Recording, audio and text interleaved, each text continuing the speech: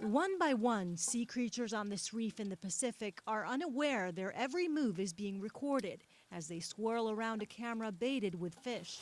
The cameras are part of a worldwide effort to count sharks. An ocean away off the Florida Keys, All right, Mike, pool's open. marine biologist Mike Heithaus is taking part in the first of its kind census.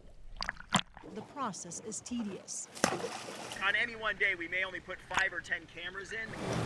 Video cameras sit below these metal cages. Go for it. Chunks of ground up fish are put inside each cage, Got it?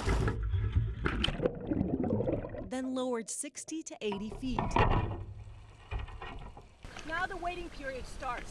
Between the time that the bait goes in the water and the time you may see sharks, it could be a couple minutes or longer.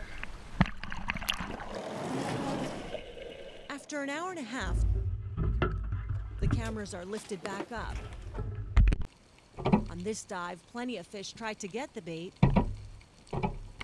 but not one shark came by. Over in the Bahamas, researchers captured close-ups of the top predators. The count is far from exact science. How can you tell that you're not counting the same shark over and over? We don't just count the total number of sharks we see swim through the frame.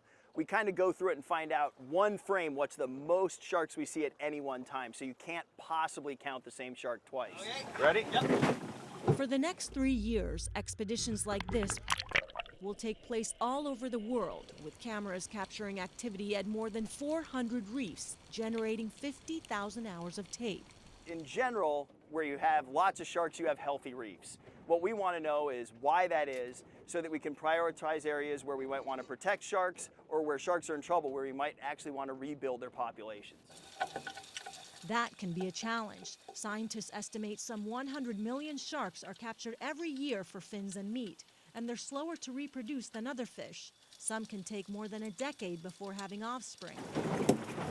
Scientists hope the data they collect leads to conservation efforts.